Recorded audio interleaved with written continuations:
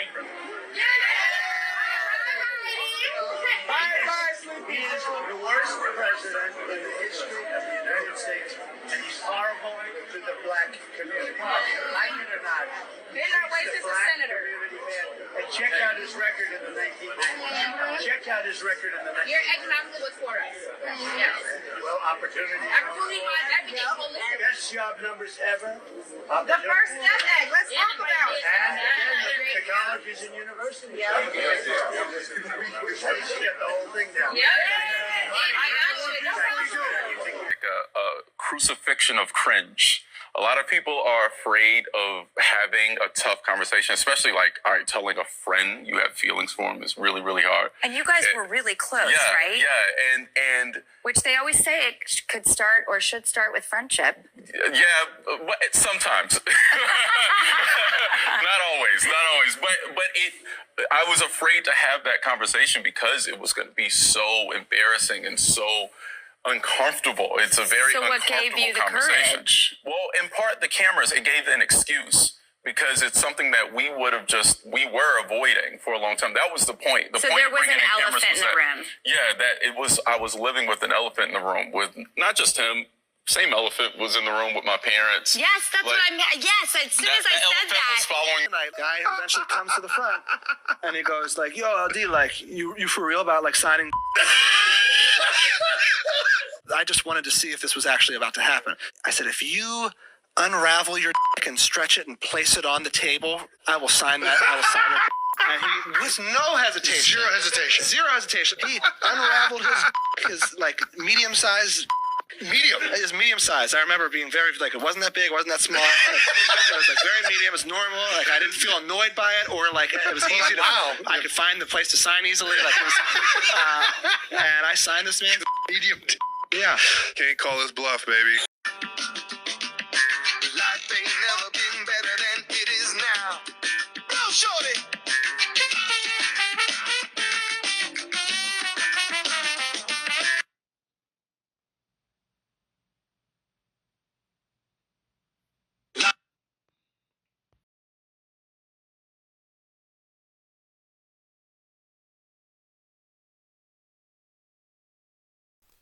Hello, everyone. Welcome to this edition of The Take. I'm your host, as always, Kid Dix here.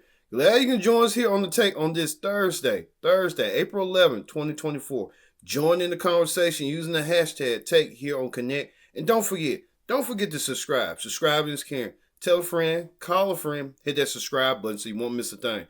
All right, we got a lot of news to talk about. Let's get started with the big story. The big story this week is, say it isn't so. The City Girls are over. Normally, the City Girls be trying to bring up a song about right now in the spring or summertime, but they're beefing with each other.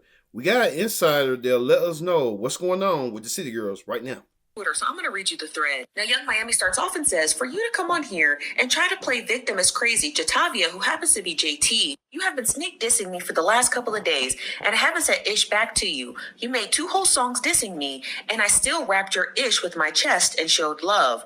So what's the real problem here? Now, JT replied back and said, which songs was about you? Then JT re-quote tweeted it again and followed up and says, girl, the internet told you that which songs was about you.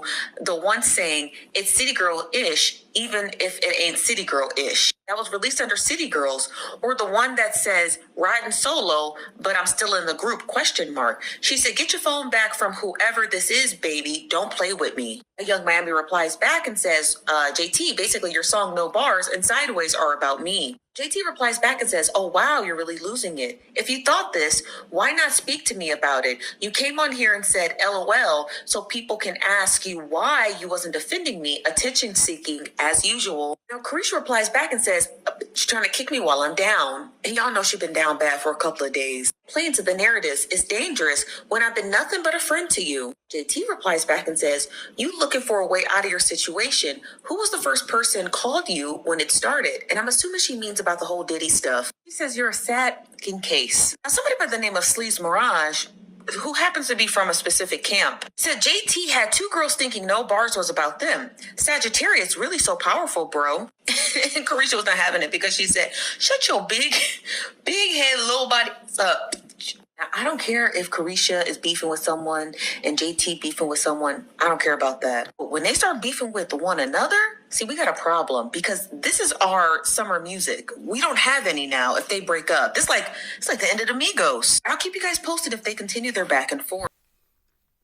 The insider let us know that the City Girls are beefing because JT feels that Young Miami is siding with Diddy, which Young Miami has that right because of Diddy's ongoing stuff is going on with him and his investigation over alleged human trafficking and stuff. So Young Miami has a point, but this is just getting more interesting as it goes. So we're gonna keep a close eye on that, and we hope the City Girls don't break up. I mean, who's gonna be saying flued out? Yeah, that's what I'm saying. Just stuff like that. But we'll see. All right, we move on to celebrity news. In celebrity news, Rihanna was gracing the cover of Envy magazine. You see all these pictures. You can see this right here with Rihanna with a buck tooth right there. I'm kind of shocked and surprised. But Rihanna gives details in like, is she whether she's going to return back to music? And a lot of people are craving for her to have a new song coming out. We hope Rihanna has a new song coming out sooner. So fingers crossed. If she does, we'll wait and see. But Rihanna kind of saying never say never if she's come back to the world of music. Well, speaking of that, Usher, singer Usher, he graces the cover of Essence magazine as the sexiest man of the moment. I guess this is Essence called to People magazine when they like to say People magazine sexiest man alive. So Usher graces the cover. Usher prepping himself for his his tour and stuff, and getting ready for this summer, as well as he will receive the keys to the city of his home state, his home city of Chattanooga, Tennessee, where he was born, and gets a free concert and stuff. So Usher out making rounds, delivering stuff left and right for Usher. We got some breaking news to report. Breaking news right now is that O.J. Simpson, the famed football host, TV media personality, and all you round, he was allegedly accused of murdering his ex-wife, Nicole Brown Simpson. O.J. Simpson has died at the age of 76 years old. We will have a special on Viral chronicling the life of O.J. Simpson. And hopefully this weekend we'll get more details on what's going on with O.J. Simpson. So right now, breaking news, O.J. Simpson has passed away at the age of 76 from cancer due to the statement of his family. All right, we move on to talk shows. On talk shows, we go to the Drew Barrymore show. Drew Barrymore, she's becoming more of a more poignant host. She sat down with Jamar Carmichael, who's a comedian, and he has that HBO show. And Jamar Carmichael expressed his feelings to Tyler Creator. I did not know Tyler Creator was, I don't know if he bisexual or what. I know Jamar Carmichael is openly gay. So Jamar Carmichael tried to ask Tyler Creator during dinner how he feels about him, and he said he don't feel nothing for him, no feelings or nothing. And Jamar Carmichael got mad and upset. Well, Drew wanted to know from Jamar Carmichael's point of view what he was going through, how he expressed himself right here. You know, how do we be brave to tell people how we feel about them, especially in a romantic sense or a feeling sense? What gave you, or what could give us the courage, regardless of outcome, to express ourselves to other people about our feelings? You know, I look at that conversation in particular, and a lot of the conversations on the show, but that one as like a crucifixion of cringe. A lot of people are afraid of having a tough conversation, especially like, all right, telling a friend you have feelings for them is really, really hard. And you guys were really close, right? Yeah, and which they always say it could start or should start with friendship. Yeah, but sometimes. Not always.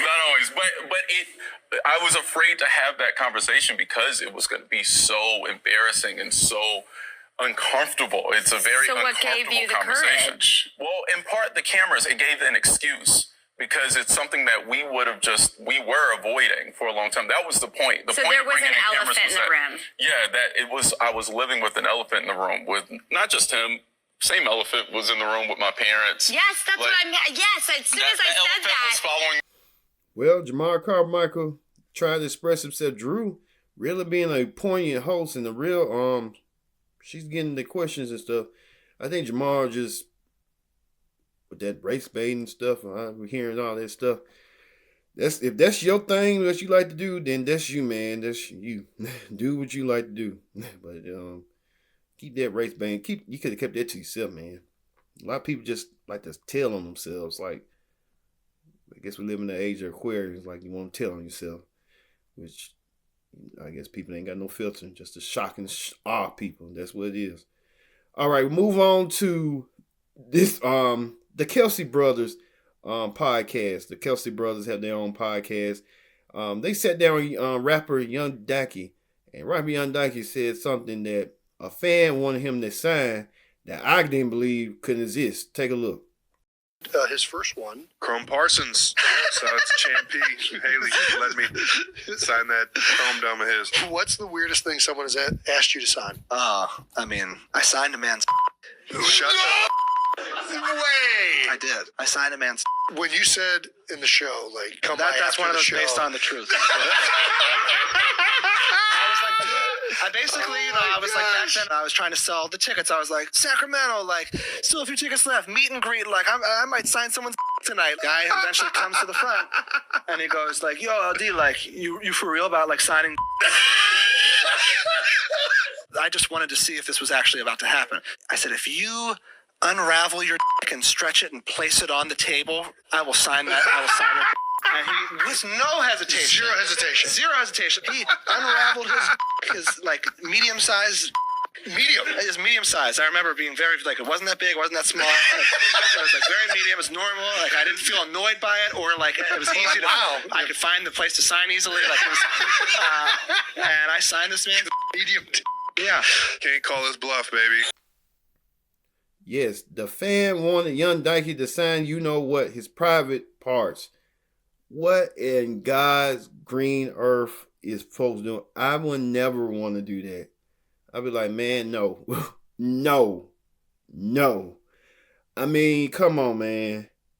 Just take I will find you a notepad and I will sign my autograph. Not no. That's just, if you're gonna do that, you might well, you know what? What Jamar Carmichael do? No. That's just too much. And I don't know why he even signed in the first place. He could have just said no.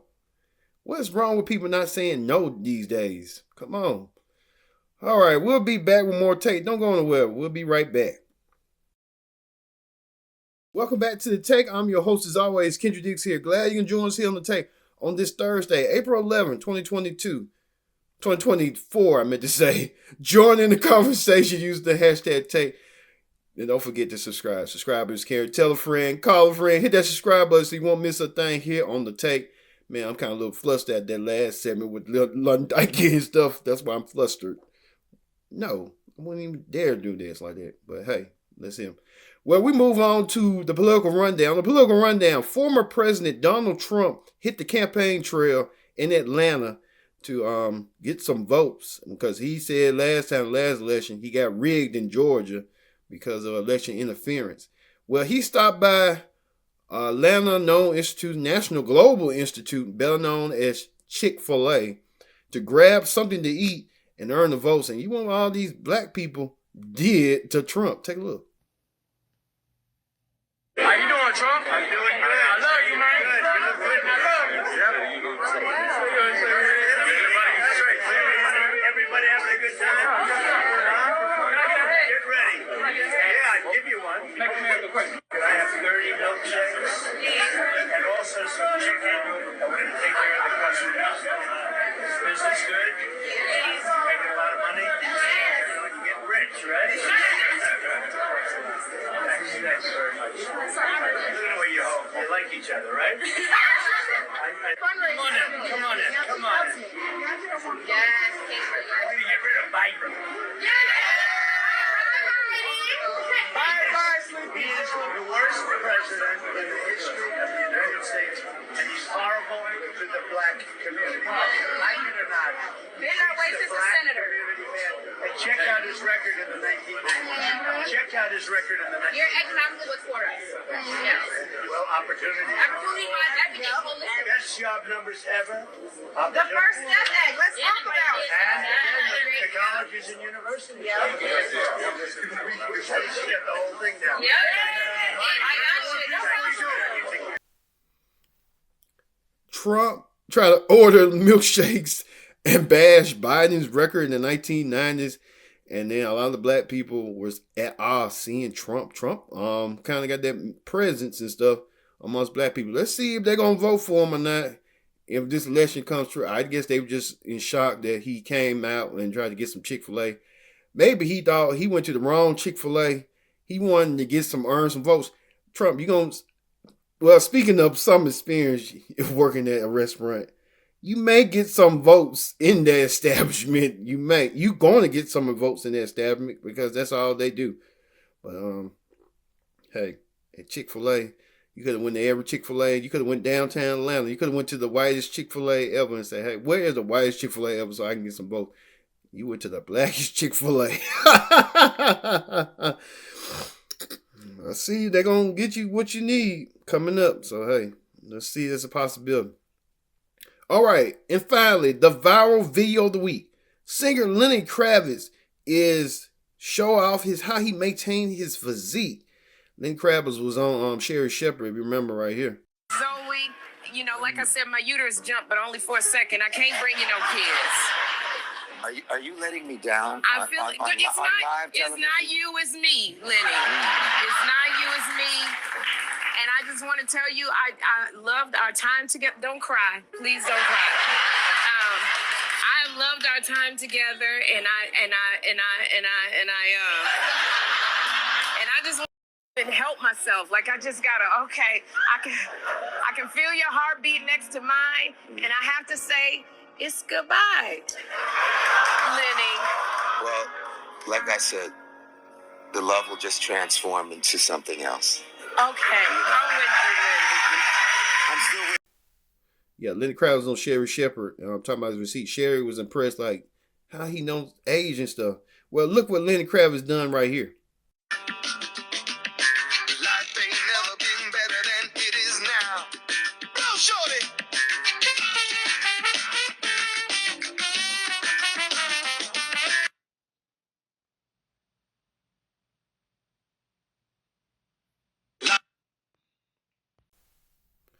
Yeah. I want to get away. I want to fly away. Yeah.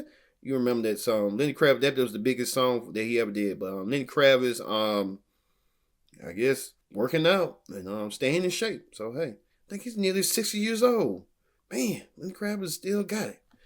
All right, that's going to do it here for The Take. I've been your host, Kendrick Dick, saying so long, and thank you for watching The Take.